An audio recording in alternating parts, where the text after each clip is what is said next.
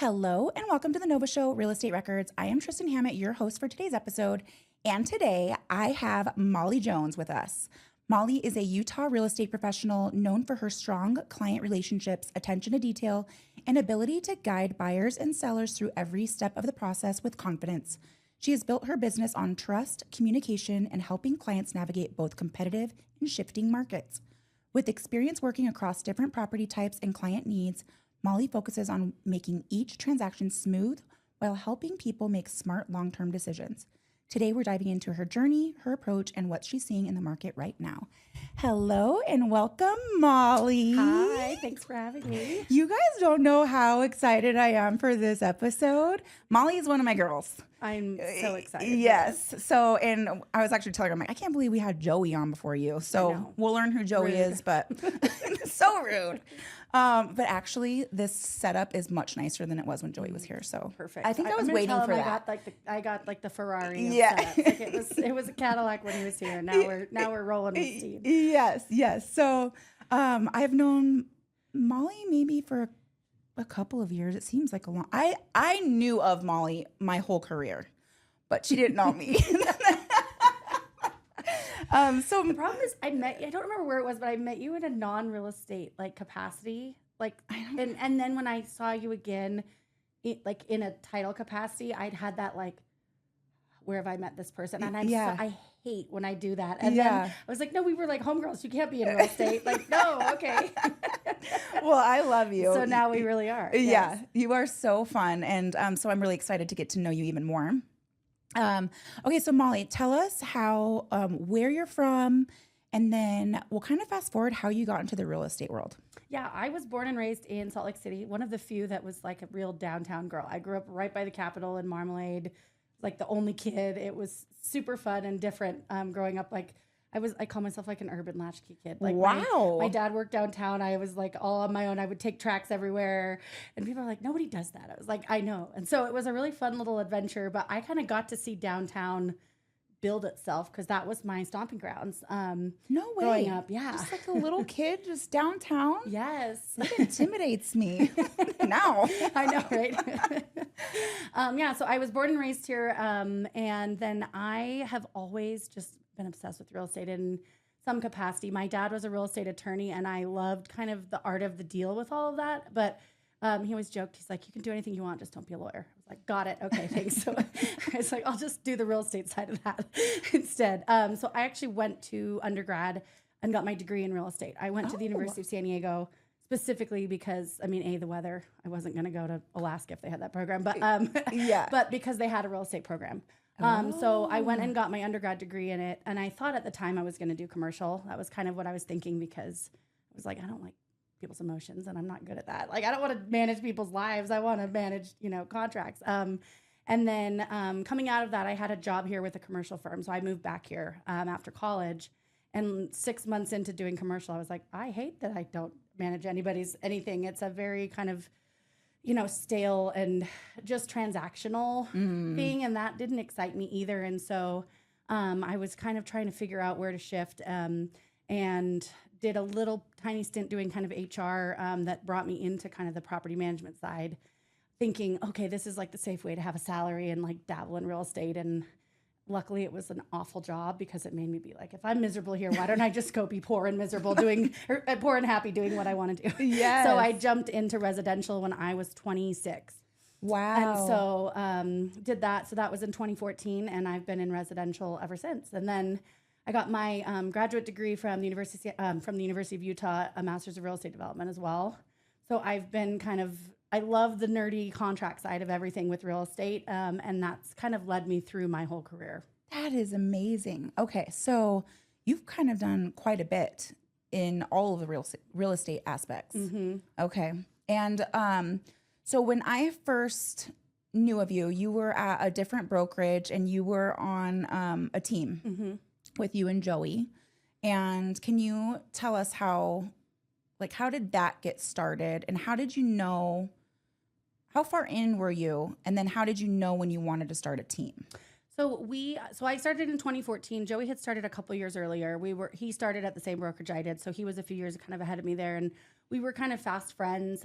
We found out we had all these weird synchronicities. Like I had known his wife since I was 15, like just in all these random ways. And he's from small town. Small town. We are very alike. And by that, I mean, not at all. He grew up in a small town in central Utah, and we have two very different perspectives on the world, but a very similar kind of ethos about just the way we like to do business. And so we were kind of instantly drawn to each other as friends, and we worked together, and we created, real estate such a grossly competitive, combative environment. And so we kind of created this little pocket within our brokerage that was all about kind of sharing what we were doing.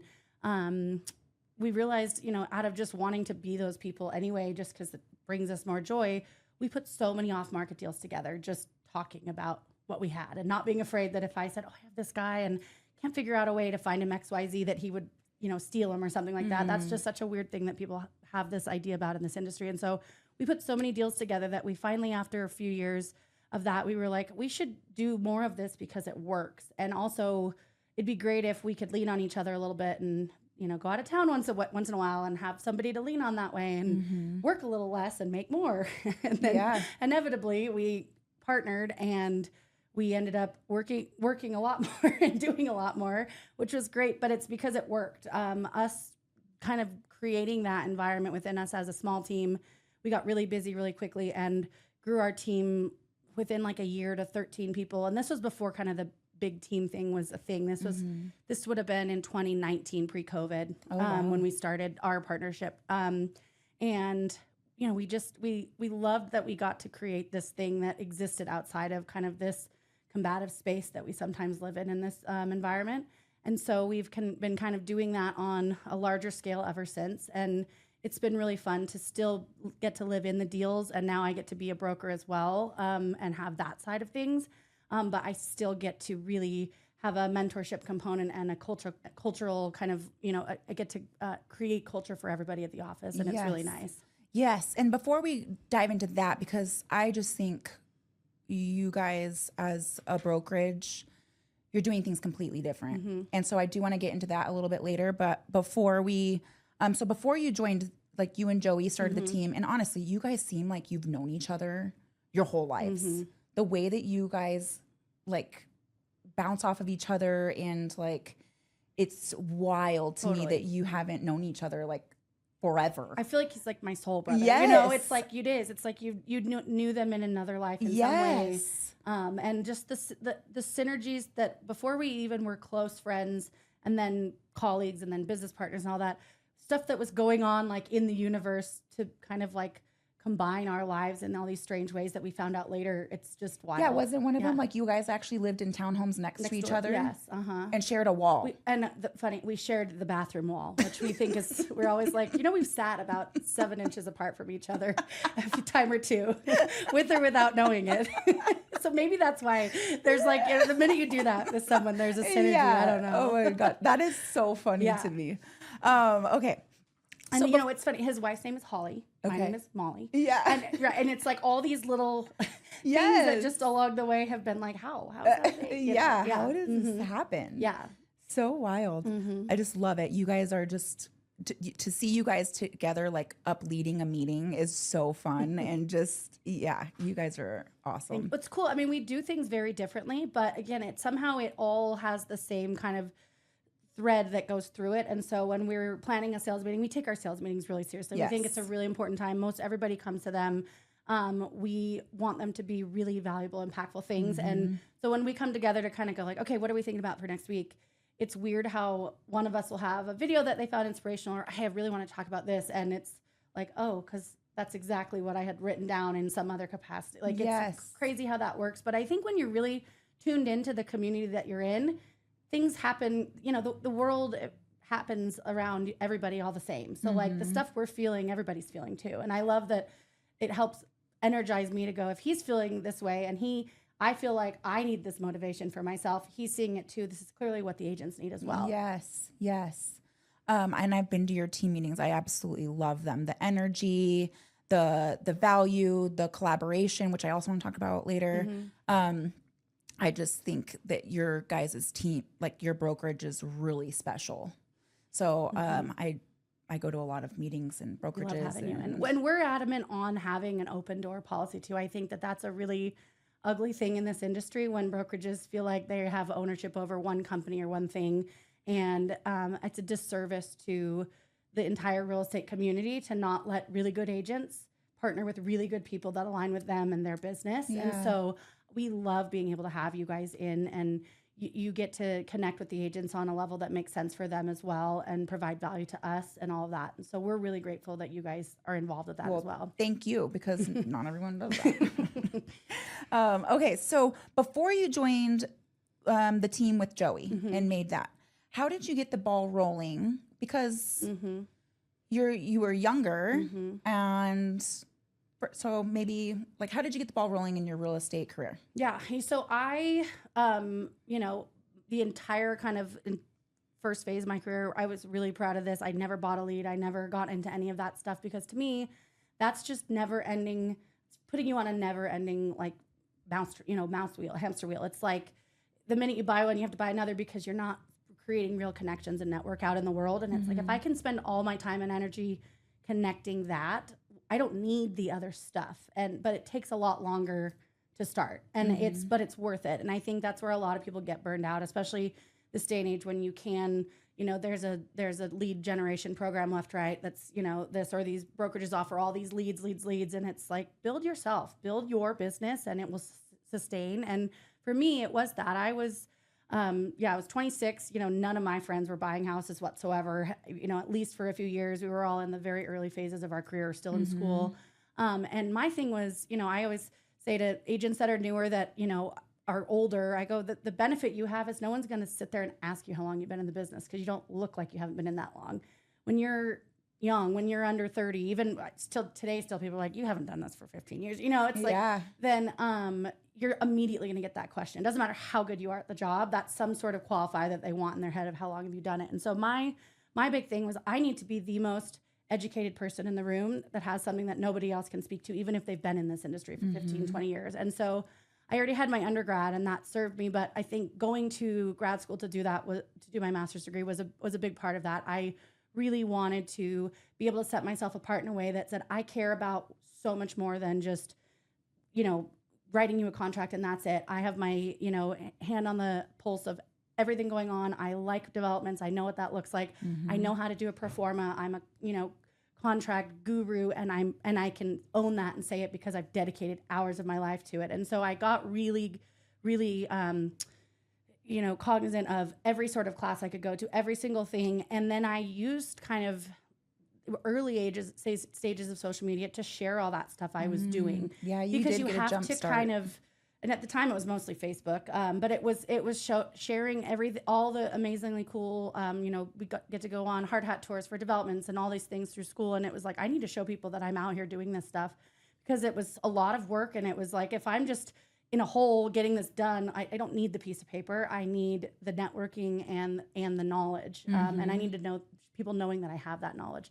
And so I think even translating that to today, the more you can show up in those spaces, and social media is so much bigger than it ever was. And Joey says perfectly, like, people spend all this money on lead gen and all this stuff, and it's like, you have a free billboard. It's literally free. You just have to press go on it and commit to it to put yourself in front of a huge audience, and it can be tailored to what you want it to be. And to really hone in on that, but to be doing big things, be showing up at all of the things you can be industry-wide, supporting your peers, all of that, because people don't know what is and isn't real estate, right? They see real estate activity as real estate. And all you're going to gain out of that is knowledge and exposure, which is great for yourself, but your audience and the people that know you are going to go, oh, this is legit, and we do live in an industry, especially in Utah, where everyone's 9 brothers and sisters, 7 of them have a real estate license, and that, they kind of go, oh, I have a cousin that does it on the side, just like you. And it's like, no, what we do as true professionals is far different. And to try to differentiate that viewpoint, they need to see you showing up in those spaces, so that when the time comes to have real estate questions, they go, I know exactly who to ask, because I know that she can show up in that way. And so that was helpful, but getting educated early was helpful. And I think anybody young in the industry, it's getting somewhere, getting into a community that lets you show up as yourself, doing real estate really well, is the best launch pad you can have. Yes. And so let's just dive into it, because one of as an outsider, one of the best things I see about your brokerage is the collaboration. Mm-hmm. You guys are a brokerage, but have a team-like feel. Mm-hmm. You guys all work very collaboratively and do things together. So right after this, you're leaving to go to a premiere. Yep, we call them house. home premiere parties, which are basically open house on steroids, but Yes. they are open door open houses for any of our agents to invite and utilize and market that listing however they see fit for their audience. So there's going to be some that don't align for you or your business, or you don't have time to do or anything, but any given week, there's multiple opportunities for you to show up in a real estate space, for you to reach out to your clientele and say, hey, we've got this awesome, thing. I know that you said your mom was looking for downsizing next year. This is a really good downsize opportunity. I'd love for you to come and come to a party, at least, whether or not you're looking, come enjoy a drink on me. Let's connect and enjoy. And it's not about whether or not they come. It's about whether you connect with them on those things. And these people see you showing up, doing all this stuff. And I think that's been the big game changer for, all of our agents who have, done multitudes more business here than they have where they were previously, is that they have endless opportunity to show up authentically for them. They can go door knock for my listing at any point. And so many brokerages are weird about, or send out just listed mailers or anything. I don't care. Why would I care about serving the seller more, right? I only have so much bandwidth and capacity as it is. And if someone else wants to and has capacity to show up in a way that's going to serve my seller, and in doing so provide more opportunity for them, that's a win for everybody. Absolutely. And we've seen just the multitude of positive effect that's had on our agents and their ability to get business when they're new and don't necessarily have a way to get business. Sitting in open house is great, but you have to wait for people to walk in the door, right? We always say it doesn't matter if one person comes or 1,000 people come to your open house. If the work's already done before it happens, it's better if they don't come. Then you can post social media reels and get your work done in there and all that. And you've still done all these things that have connected to people. Yeah. And so we use them as really great conduits for us to connect constantly to our sphere of influence, show the neighbors what we do. And it's great because, it markets what we do in a really non-competitive, awesome way. But you get neighbors who have their house listed who come to these and are going, why aren't my agents doing this for me? Yeah. I got an invite to this thing. It's huge. There's turnout. And, my house is sitting unsold, and I've had one open house done and 3 people came through. Yes. And it works. It really does work in a market when we were, we've had some really kind of slow, last, year of real estate, and our business was not. And it's because creating fear of loss in a market that's slower is really hard. And that's what we do. We hope that there's not 50 buyers for that. Trying to sort through 50 offers would be madness. It'd be worse than COVID. But when 1 or 2 buyers are actually in the space at that time, seeing the vibrancy, they don't know who's a buyer and who's not. And they go, I've got to get this house. Where the next day they're going through another open house and there's one person. They go, nobody else wants this house. Everybody wants that house. Yeah, it's perception. And it works. And so we end up with multiple offers a lot, or we end up with one really awesome offer because someone goes, I don't want to miss this. And it works really well for the sellers. And it also works really well to educate our sellers if, it helps us not way overprice a listing. Sellers see what we do, and we invite them to come to listing home premieres prior. We love to say, let us audition. Yeah. I hope that anyone you're hiring lets you go and see them audition, like have them go see you work. Yes. We want that. And no other agent's asking people to do that, and we want it. It's come see what we do. And what's great is if you're a brand new agent and you don't yet have a listing and you have a listing appointment, you have one. You have a listing that they can come to and see because they all look and feel the same because we do them all the same. Yes. And so you can say, come watch us work. And they see you in that space and go, this person knows exactly what they're doing and I'm going to get that too. And it really helps, great idea. Yeah. And it spawned out of, Joey and I used to do all these big events when it was just us as a team, because they're fun. And we were like, we need to have more fun, but we also it was a lot of agents that we loved at other brokerages too, that, how else do you see them than in social settings? And so we would host these big parties at our listings and go all out and invite 1 million people and do all this. And it was like weeks of work for one. And we were like, this is exhausting, but it's fun. And it worked. Like we got a lot of business from it too. But we were like, how do we systematize this? Because that's the key, right?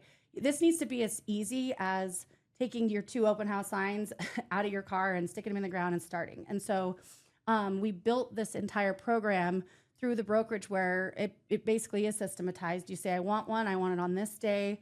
Every single thing is made for you. Every agent's door knockers are made for you. Your event rentals that you need, from coolers to big canopies for the summer to lawn games, all of that is on a cart ready for you to roll out when you come pick up your open house sign. So it's no different than that. The only thing you coordinate as the listing agent is the host part of the party, which every agent's excited to do that because they've all shown up and benefited from everybody else. Right. And I think that that's the key too is, you know,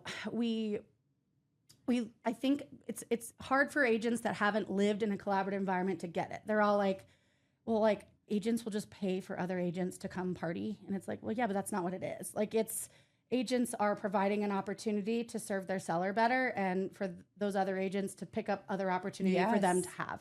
And when you really get it, it's like, oh, there's no question. And so we don't really have anybody at the brokerage that doesn't get that. And it's not an intentional, it's just it either attracts that kind of person or it doesn't. And that's been such a joyful thing with, you know, recruiting efforts and things. We don't really recruit, and that's not the point. We're not trying to sell somebody on a split or leads or anything. It's if you're a really good person and you love showing up and providing opportunity for others and being in an environment that is super supportive and supports your business, and we want you to be authentically you. We don't want you to be some generic version of anything or hide behind a 4-layered team name at brokerage name at whatever. We want you to be you. People get it, or they're just like, oh, not for me. And that's so refreshing. There's no like trying to prove what that works to somebody or not. Right. And the not only these home premieres, you guys do like your social media. You all are huge on. Collaborating with each other, like it just spreads the word even more and more and more. Like, right, and that's been huge too. Is, you know, on a week where, you know, I'm as a broker, as you know, doing all my stuff, I'm really busy and I don't have time to show up to every single thing like I want to. But my clients don't know it. Like I had a listing go live this week, and because I was sharing everybody else's stuff, they were like, "How are you getting this all done? Like, do I need to talk to your assistant to make sure we're good? Because like you're overwhelmed, I can tell." And I was like, "Oh no, we're good. We got this," because I'm showing up in all those spaces and supporting those people. And my following is going, God, she's everywhere. She's doing it all. And it's like, I'm not, but the team is, but you're going to get all that, whether you hire me or anybody from the team. Yeah. And so the social media thing has been huge because the exposure we get on one reel is like 10 to 50x what any other brokerage gets because they post one thing of content and nobody's excited about sharing that, right? And because it's in everyone's kind of identity that like it doesn't bother them that my face is on a reel walkthrough. They're posting it and then they're saying, come see me tomorrow. People start getting like, oh, this is just how you work. It doesn't confuse anybody why that happens. Yes. But what's great is, you know, I always joke, you know, if you're in a listing appointment, I love like, you know, it's like scoreboard. Like, let's just look at social media exposure. If someone says they can get your stuff everywhere, insights are great. We have a transparent thing. Let me show you what our reach was last month. And you should ask anyone else you're interviewing to show you too, because it's a really good tool to compare. Right. You know, and that us being able to do that has made our reach so much greater. And it's put the craziest deals together that have no business getting put together because somebody that's not looking for real estate or that piece of real estate sees it somewhere else. And it's probably not my following, right? We've got an office in Central Utah, and we had an agent who had a really cool rural piece of ground that was super unique. And one of our agents from up here went down for the home premiere, posted a bunch of stuff, and had a guy reach out and was like, where is that? Like, we've been looking for that. And they didn't know what to look for because it was so weird and unique. And they put this deal together that had no business getting put together. And that's what we always say is, you know, technology is such, unless someone is inept, your listing will go everywhere you know, people used to say it syndicates everywhere. Like everything syndicates anywhere. It's called pushing one button and going, right? Yeah. But what about the people that aren't looking on those places? Where are they? Every single one of them's on social media. Yes. Or they're existing out in the world and getting invited to these things that we come to personally, right? And so it's creating more outreach for a listing and more exposure that it's not going to just get being on the listing sites. And I feel that with like you and Joey did a class with us, and I thought it was so cool how and it was specifically on luxury. And it seems like those types of scenarios happen all the time, and like ones that I guess I am kind of changing the subject a little bit, but they kind of like go together. But when you had when you've helped a client before, and it could be a $300,000 property, they still get a home premiere. And like you said, you treat every single one as like all the same. Right. And I think that's where, the word luxury gets tossed around so loosely. I'm a luxury agent. What does that mean? Because you can list a $10 million listing and be a really bad agent. Yeah. There's nothing luxury about it if you don't serve your client. You can be selling trailers and be a luxury agent if what you're doing is all encompassing and treating your clients like gold. Right. And so we are really, really clear on it. Luxury truly is an experience and not a price point. And the nice thing is it's not, lip service. People see it. People see what we're doing and how, we have a $2 million listing today and a $450,000 listing tomorrow. The same amount of exposure is getting out there. Of course, we tailor the parties to work for it because that's also thoughtful marketing, right? And we say that we're not one size fits all. If you're in Utah County, a Chick-fil-A catering is going to go a lot better than a wine and charcuterie night. As much as I would love one of the, right? And and up here we think about those things. And so trying to get, but whatever it is, it's going to work for your property to attract the right people for you, and create something that's special that makes sense for your property.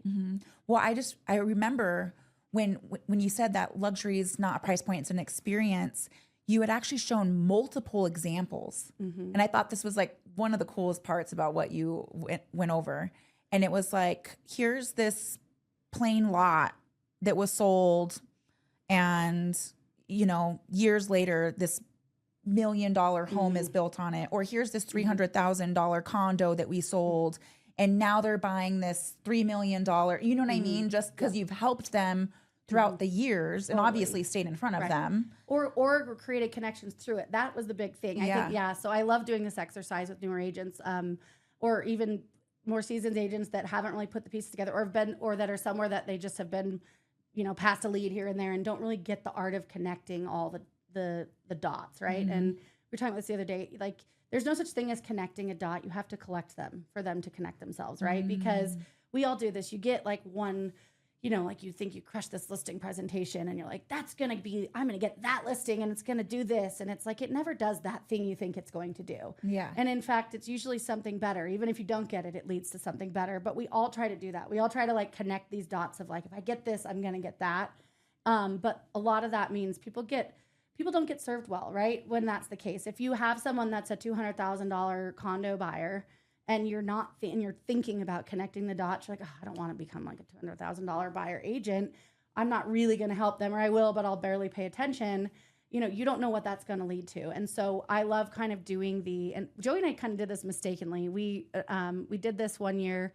We do like a big year-end kind of business building thing. So we force everyone to like take as much time of like the 2 weeks of Christmas off. It's like key to us. But if you don't plan for your business, you're ruined. So we're really intense, like the third week before Christmas. And then it's like, now take a break. So we do this big business planning thing. And a few years ago, we did this. And we had thought of a couple. We're like, okay, let's do this where we like have this cool thing that everyone's excited about. We connect it down to this thing that looks really awful. But then let's flip it and start with the thing that looks really, like entry level or something that nobody wants to sell or something really difficult and build it up that way. Because it translates differently. And we ended up figuring out, we called it like, what's your most profitable deal? And I had started with this, it was $159,000 little, like studio loft downtown. And it turned into like 7 or 8 different deals that somehow then overcrossed with like this lot Joey had that was his like lowest deal, that there was like 15 different things that came from these 2 things because we were able to connect those dots of, we stayed in touch with this person. This person was, connected to this person. This person's uncle then called us and had a big project to build or whatever it was. And it's like, that's the magic of serving people really well, no matter who they are, where they come from, what their price point is you never know what's going to come out of that. Yeah. And I love that analogy of like having a bunch of the dots. Just collect them all and they'll connect somehow. And you don't need to worry about how they connect. Yeah. They just will. So let's talk about how obviously social media is one way that you stay in front of your clients. How else do you? Our home premieres are a big anchor, but any event is great. We do a ton of kind of bigger, semi-annual or every quarter client appreciation events. But honestly, it's just caring about your clients. Social media is such a good tool, not just to post about you, but to find ways to connect with other people. If I've got a couple hours to kill, I love scrolling through and seeing someone announcing having a baby, and instead of just commenting, it's texting them on the side and going, hey, I think it's so amazing that your family's growing. How have you been? And that ends up turning into a way bigger conversation that most of the time has nothing to do with real estate, and it doesn't matter. It's not about it having anything to do with real estate, but I think it's finding ways to connect that are authentic to that person and to show up really well. One of my favorite books in the world, it was our very first book club book we did like 8 years ago. It was called Blue Fishing, and it's all about this guy who he's like the world's leading like high-end billionaire like concierge guy. Like if somebody wants to like close down the Met for a night to propose to his girlfriend, like he's the guy that figures it out, right? That was like what he made his career doing, and it was all about how to show up like excellently for people. And it's all about that. It's every time you think of somebody, that's like the universe saying you have to do something with that thought and actually act on it, right? And so it is as simple sometimes as a text or a phone call, but we created in the office, we call it the vault, and it's like this gifting suite. That's every kind of thing you could think when something special happens in someone's life. Sure, we have stuff for closing gifts, that's easy, but if you find that someone had a baby, we have like a little baby basket that you can just grab, go, and show up at that person's house. Because the amount of times that like you see that and you think, I'm going to do that for that person, and you don't, because like I'm not going to Target and doing that. I think I'm going to, and then life gets busy, and then 3 weeks goes by, and the moment's gone, right? And I just had a client the other day who passed the final board of a dental exam, and I have not talked to her we follow each other on social media. Our family moved here a couple years ago, saw it, and I was like, immediately, yes, like grabbed a congrats card, grabbed a kind of a cute little custom like Stanley like we have, and a bottle of champagne, put it on our doorstep. And she was like, first of all, great. She's like, best realtor ever, like, shout out. I love that. But like, what a great way to connect with her on something that has nothing to do with that, absolutely. And show up in a way. And it was like 12 hours after she'd announced it. Like her family probably hadn't even sent her flowers yet, right? And so it's finding ways to actively do that. But the big thing is systematizing it. That's what I was bad at in my earlier years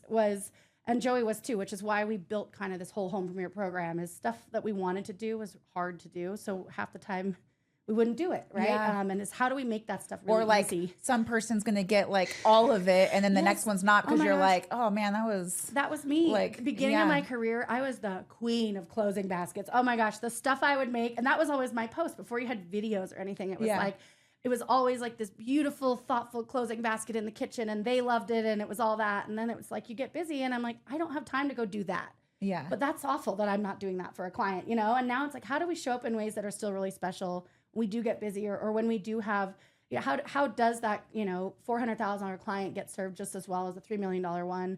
And it's also leaning on other people. It's not keeping everything for yourself. I'm at a point now where almost every transaction I share with somebody at the office, because why not? Like that better serves them. They're going to help me better serve that person, and they'll create more opportunity for themselves that'll serve the brokerage and everybody. For sure. But like, why not? Like, not have that anxiety about how am I going to get it all done just because you have to get every last cent out of a deal, right? And if it's about that, for me, it's what's the joy in everything we do, right? The joy for me is showing up for people. And if I can do that more for everybody, like that's the win. I love that. Okay, for your systems and processes, so I know you have, and for the sake of the show and to keep it G-rated, arse kicker. Yes, the arse kicker. Yes, that we do at that's kind of the pre-holiday business planning extravaganza, we'll call it. So I know you guys have that every year. It's 3 days, right? But do you and Joey like do your own thing, like with each other? We used to do it more. I will say again, it's funny. Every time you grow and scale something, you get really good at some stuff and way worse at some stuff, right? And you're like, gosh, we used to do that all the time, and now we don't at all. And, like we're not good at having like office meetings all the time anymore, and it's like that's probably not good. But we also you and Joey, right? Like on like state of the office and all these things, and we need to, but it's like all this other stuff happens. So it's always kind of this struggle of how do you anchor that stuff. But what we've found, because we are weirdly synergistic, it works better for us to do that while we plan something like this. Like we both go in and we're like, I don't know. We usually have a few days where it's like we just block it out and we don't come with a plan. And it's okay. What do we want to achieve this year? How do we build that? What does that look like? And it just kind of evolves and grows. And in doing that, we kind of So is that how you came up with your systems and processes for like the home premieres, for instance, or? Well, yes, and it's a lot of trial and error. It's being willing to fail. It's being willing to say we don't have it all figured out. We're going to show up and figure it out anyway. Yeah. Because that's a lot of doing stuff like that, events specifically. But I mean, I will credit a lot of this to our agents as well. They helped us grow this. It wasn't like we had this like amazing idea and here's what we're going to do and here's how everyone's going to do it. It's evolved because everyone's provided feedback on, hey, we have these door knocking maps we get. Wouldn't it be more helpful if we got it like this and this? And we're like, absolutely. Yes, it would. And that's the beauty of kind of getting to have our own thing and do it our own way is there's not like no, that's how the system works. It's like, no, we'll just rework the system to work better. And so we are always kind of constantly tweaking and forming it to be better, because at any point you scale, you're going to lose some of that cool, the customizations and things like that. But we're always trying to figure out how to continue to create this really custom feeling for all of our agents while letting 6 of them happen in a week. Like there's only so much bandwidth that agents have to door knock. So what are ways we can virtually door knock to offer opportunities to do that and all these things. So it's the growth has helped grow that, but it is leaning on other people. It's knowing that we don't have all the answers and being willing to go like, oh, that was not done well, and we have no problem standing up in front of the office and going, hey, we implemented that and we don't like it. I don't think you guys do either. Like, what are your thoughts on this and this and this? You know, and I think there's a lot of power in humility when, as a leader and as an agent too, of going to a client and going, hey, this event wasn't what we thought it was going to be, but here's what we're going to do differently and here's how we're going to show up differently. Yes. A client will really appreciate that. Oh, I love that. And you guys are growing quickly. Yeah. I feel like you've only been in that space for, I remember like you would only have like it was still a lot, but it was like on that one part of the pillar. Yeah. Now we got people like standing in the hallway. I know. They're just in the kitchen eating breakfast. Whoa. They're like, yeah. I can hear it. It's crazy. Yeah. And you guys, I feel like just attract the coolest people. Like we're lucky. Really do have like the coolest group and just chill and like everyone seems to, I don't know if they do, but they seem to just everyone get along and they do. And it's funny because everyone is so different. Like literally today, Joe and I were talking about this. We probably have one of the most, if not the most diverse groups in all of Utah. When you look at who's in there just from people's backgrounds and people's belief systems and, ages, I just found out we have a girl that was born in 2007 and I was like, no, that means you're a baby. What does that mean? You can't be here. Why are you here? And we have people in their late 60s and in every phase of their career. And we're always like, but what is it? Because everybody is, uniquely alike, yet not at all. And there's a common thread and, for the sake of our, no cussing on this show.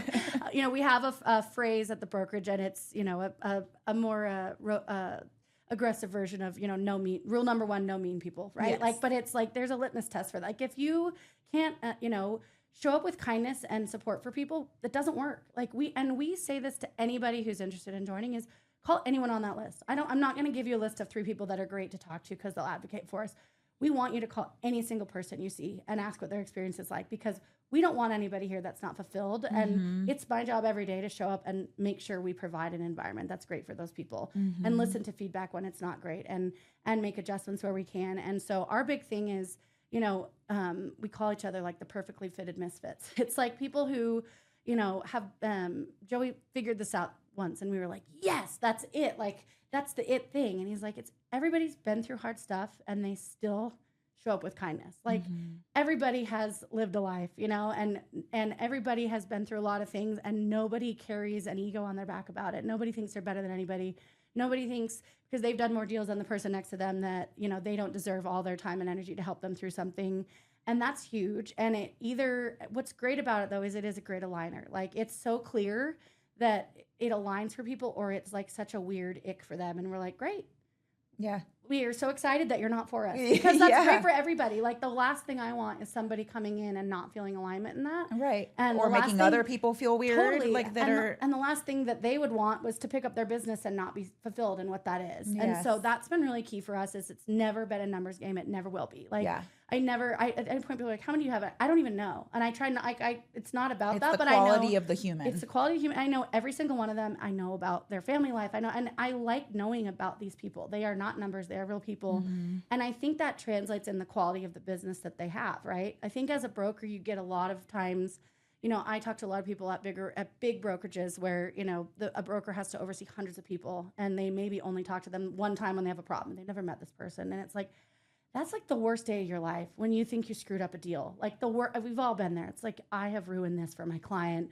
This is going to be the end of my career. It's all that. And like, this is like a stranger talking to you with no context for who you are, the deal that you're doing, all of that. And I think with us, it's like, you know, we are growing, but we are never going to be too big to not have that component because it's so important to us that there's that personalized component with our agents feeling at home there and with our clients feeling like there is that immediate connection to all of that, you know, support. Yeah. Are you big on sending like letters out to clients?